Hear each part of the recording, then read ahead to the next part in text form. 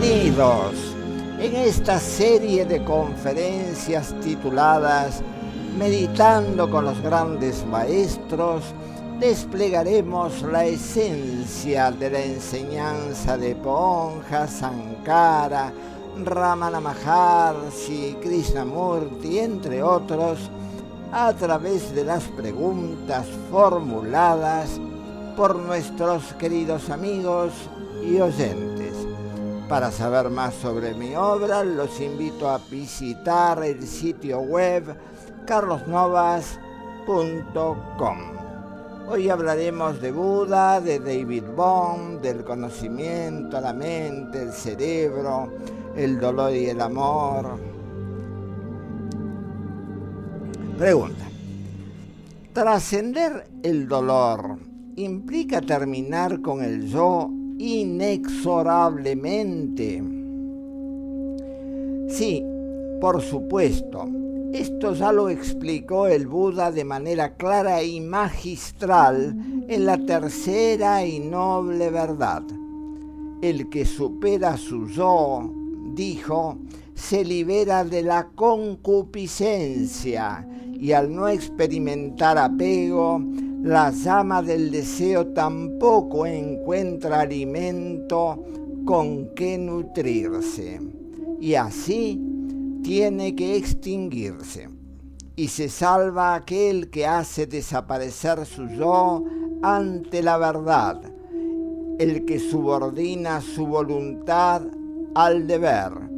En otras palabras, el que hace lo que tiene que ser hecho.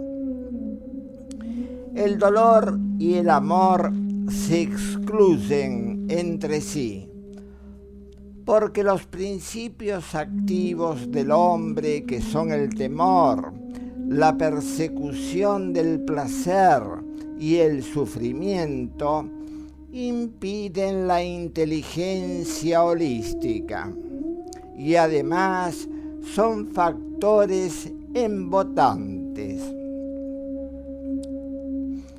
Algunos creen que a través del dolor el yo se refina y finalmente llegará a su fin. Pero eso es completamente falso.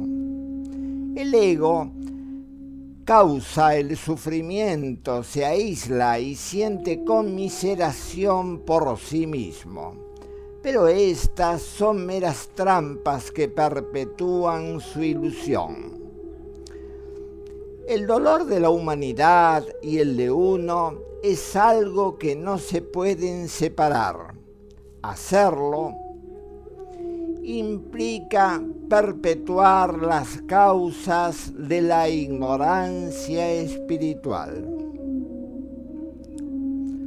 Por eso, cuando permanecemos con el sufrimiento sin el movimiento del pensar, no solo ayudamos a limpiar la conciencia del mundo, sino que estamos trabajando con tesón y diligencia para dar con nuestra salvación.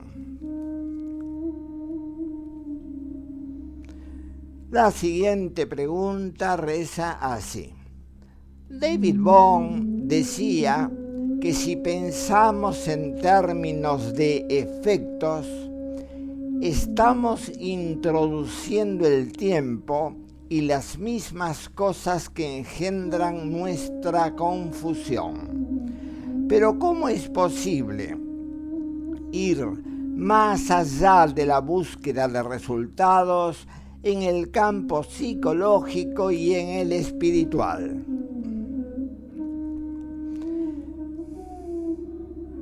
El problema de la gente es que no tienen ni el tiempo, ni la inclinación, ni la energía para hacerlo, porque la disipan retroalimentando el círculo vicioso que ellos mismos produjeron.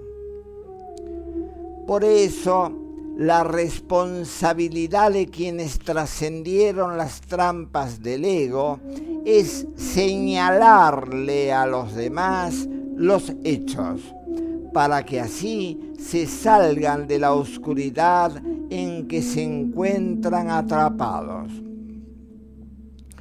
Por eso es vital comprender cómo funciona la red de la causalidad en que está sumergida esta humanidad. El Buda, en su Evangelio, que pueden escuchar gratis y comentado por quien les habla buscando mi perfil online, explicó claramente lo siguiente: las 5 raíces de la percepción sensorial de este organismo proceden de los antepasados que las tuvieron antes. Las ideas que yo tengo llegan a mí, por un lado, de los otros individuos que las pensaron antes, y por otro, de las combinaciones de estas ideas dentro de mí mismo. Mis existencias son las que han usado estos mismos órganos de los sentidos y pensaron estas mismas ideas antes de que me formase. De la misma forma, mi yo de ayer es el padre de mi yo de hoy, y mi existencia presente está arreglada por el karma de mis actos pasados. Como nuestra sombra, nuestras buenas o malas acciones nos siguen constantemente. En otras palabras, la mayoría de las personas es el producto del pasado. Pero si estamos alertas a ese círculo vicioso, podemos romper nuestras cadenas. Pregunta. El Buda afirmaba que el conocimiento en el campo espiritual no sirve para nada. Pero, ¿por qué es un obstáculo? Porque en sí mismo es divisivo, fragmenta el tiempo como ayer, hoy y mañana, nos divide de los demás a través de la imagen que engendramos de la gente y de Dios como algo separado del hombre, y así sucesivamente. Por eso, el Buda en el mismo versículo dijo que es solo por la práctica como se adquiere la verdadera ciencia espiritual. Esto implica darnos cuenta de los hechos tal cual son, sin pasar por alto nada. Y por supuesto, tener la tremenda sutileza y sensibilidad que son inseparables de la mente religiosa. De esta forma, el conocimiento inútil se silencia y podemos negar las cosas falsas en las cuales el cerebro buscó la seguridad.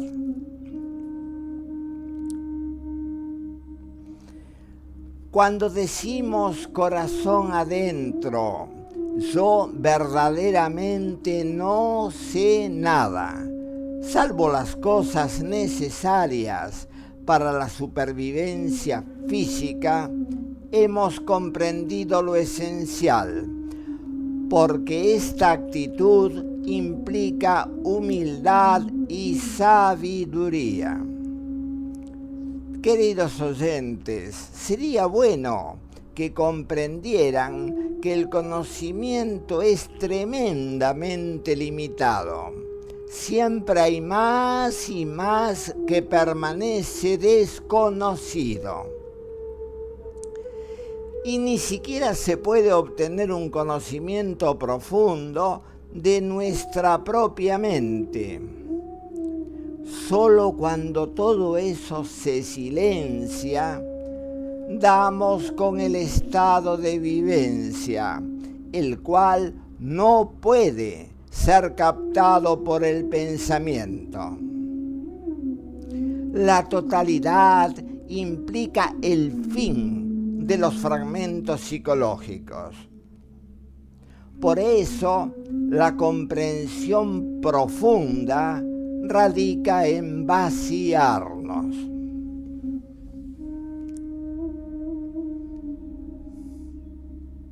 La siguiente pregunta dice así: ¿por qué usted dice que el nacionalismo, las sectas y las religiones organizadas perpetúan la inseguridad? Esto es muy fácil de explicarlo, porque las divisiones ficticias inevitablemente engendran la inseguridad que falsamente pretenden evitar. El yo, al identificarse con esas cosas, se pone en oposición a otras naciones, sectas y religiones. Entonces gasta una enorme cantidad de energía y de recursos materiales para proteger los engendros del pensar. Imagínense, ¿no?, los presupuestos de defensa.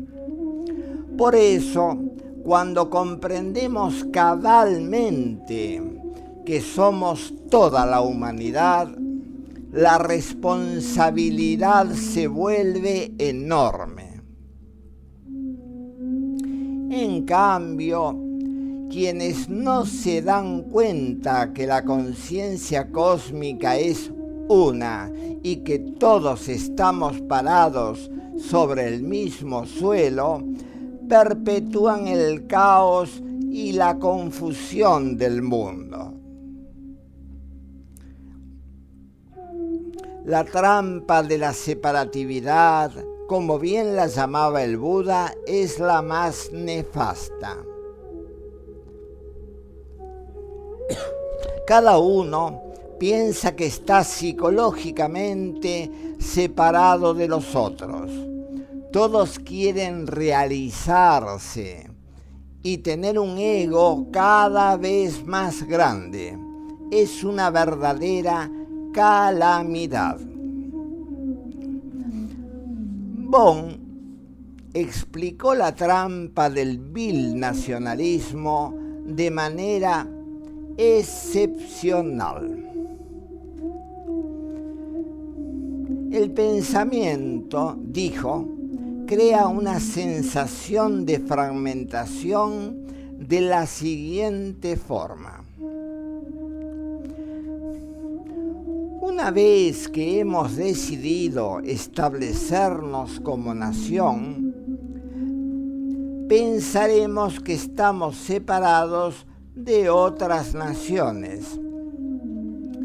Y a esto seguirán toda clase de consecuencias, las cuales harán que la cosa parezca independientemente real.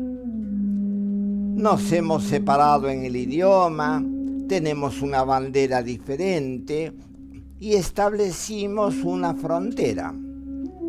Y después de un tiempo vemos tantas evidencias de separación que olvidamos cómo comenzó eso. Y decimos que siempre fue así y que nosotros estamos meramente prosiguiendo con lo que siempre sucedió. Y lo mismo ocurre con el individuo. Desde la infancia, esta absurda sociedad inculca en los niños la idea de que este es mi juguete, por ejemplo, no es el tuyo y todo eso.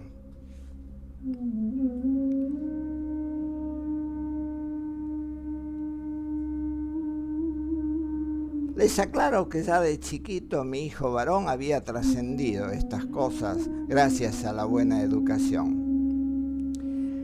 Lamentablemente, a los padres, a la iglesia, al Estado y a la mayoría de la gente no les interesa una educación completamente diferente. Por eso, son los responsables de perpetuar este corrupto sistema.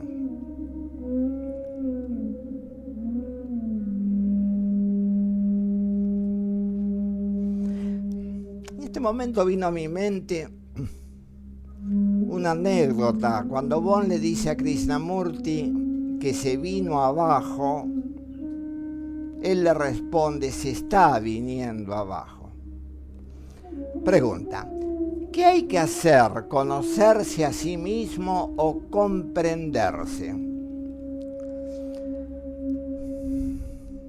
El conocimiento implica análisis, intelectualización, estudio de mi relación con los demás, la cual involucra la trampa del tiempo.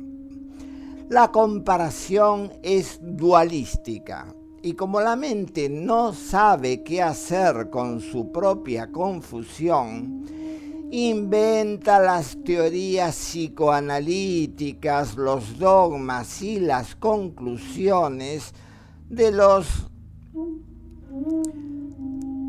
eruditos en la mente que inculcan sobre la gente sus propias conclusiones y teorías, y por supuesto las religiones organizadas que terminan perpetuando la ignorancia. En cambio, comprenderse implica observar pasivamente el dolor sin escapar de él. Ver lo que es sin el movimiento dualístico y comprender también que el observador es lo observado. El pensador no se encuentra separado de sus pensamientos. Por eso, ver sin el movimiento de la memoria, que es el contenido de la conciencia condicionada, nos libera del condicionamiento y nos hace trascender el dolor. Pero para que florezca esa tremenda inteligencia como un hecho, no como una mera idea romántica, hace falta una seriedad y una consagración monumental.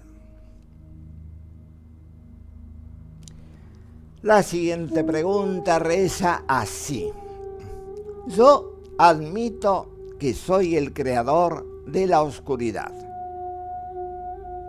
y escucho las extraordinarias declaraciones de los grandes maestros del espíritu, pero básicamente sigo igual. ¿Por qué será? Es obvio, porque no escuchó, solo cree que lo hizo. El yo es tremendamente astuto. A usted le dicen, por ejemplo, que las divisiones psicológicas en realidad no existen. Si escucha esa frase con su cuerpo, mente y corazón, ella tiene que tener un efecto inmediato. Es inevitable que suceda. Incluso escuchar estas conferencias con su oscuridad a cuestas los volverán más alertas y sensibles.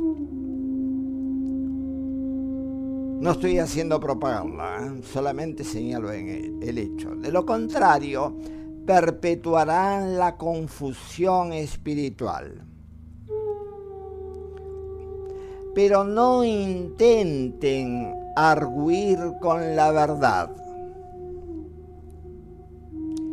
Si si no la sofocan con la continua trapacería, ella hará florecer de manera natural el discernimiento total, porque es la verdad la que nos libera, no nuestro esfuerzo por liberarnos. Cuando su semilla está plantada, en tierra fértil, ¿no? Por supuesto, ¿no? ¿Se acuerdan de Cristo? Ustedes no tienen que hacer nada. Por eso el Buda nos exhortaba a que estuviésemos atentos ahora.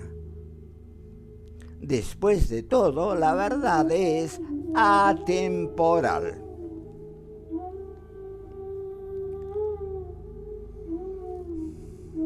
Pregunta: ¿la mente es solo una función del cerebro o son dos cosas diferentes?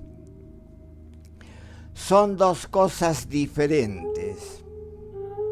La primera es una posición falsa y completamente materialista. Por eso, algunos científicos están embelesados con ella. Pero si el cerebro está condicionado y ajustado a un patrón, actuará desde el pasado y lo proyectará en el futuro a través de una cadena de reacciones. El conocimiento en el campo psicológico, la memoria inútil y las muchas experiencias son tremendamente limitadas. El movimiento del tiempo psicológico, decía David Bohm, es como las proyecciones cinematográficas que tienen lugar sobre la pantalla. Y el condicionamiento es como el movimiento que se produce al girar el proyector. Solo el estado de atención disipa todo eso, tanto físicamente como en el plano neurofisiológico.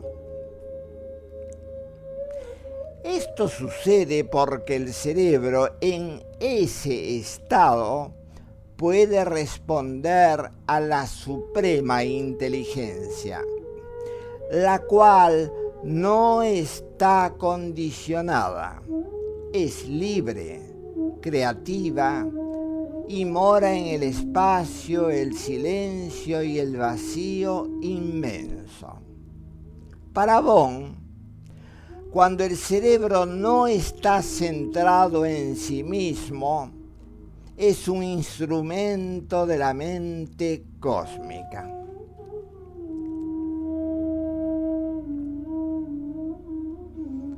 La siguiente pregunta dice así: ¿la piedad y la compasión son iguales? No. Porque la piedad es una reacción condicionada del viejo cerebro. Por eso, forma parte del programa psicológico. En cambio, la compasión, que forma parte del verdadero amor, está más allá del cerebro y pertenece al ámbito de la mente cósmica o universal. Pero solo cuando se produce la quietud natural de toda la estructura psicosomática puede existir esa cualidad.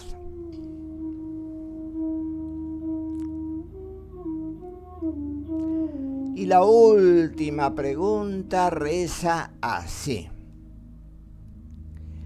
¿qué implica permanecer con lo que es? Implica trascender las dualidades psicológicas y manejarnos en la vida con los hechos. no con los absurdos ideales y condicionamientos.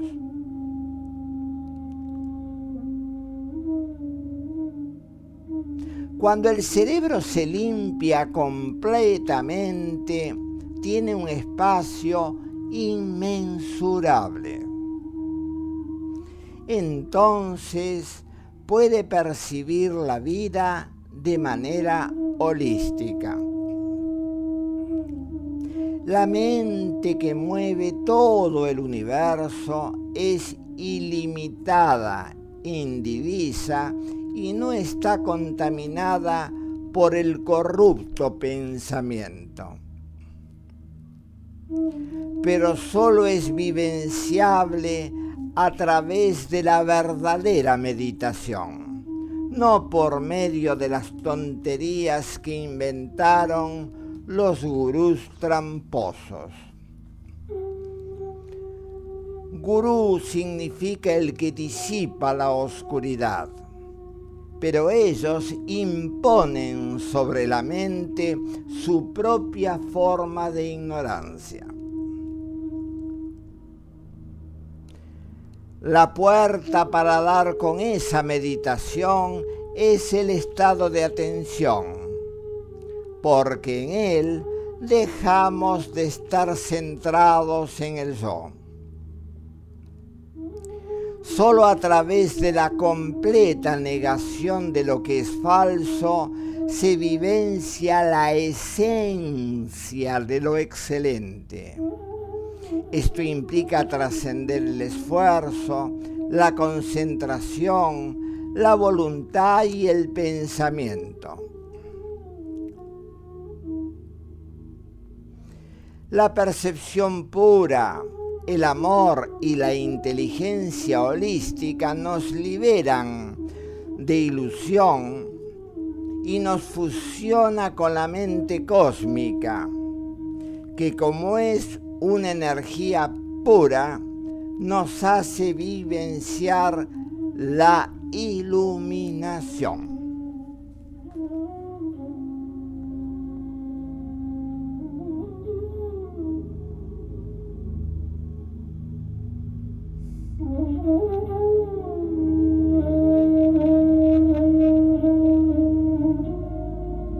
Es mejor encender una vela que maldecir la oscuridad. En la próxima seguiremos meditando, si Dios quiere, con los grandes maestros a través de las preguntas que me acerquen en los comentarios del capítulo o al correo grandesmaestros@mail.com.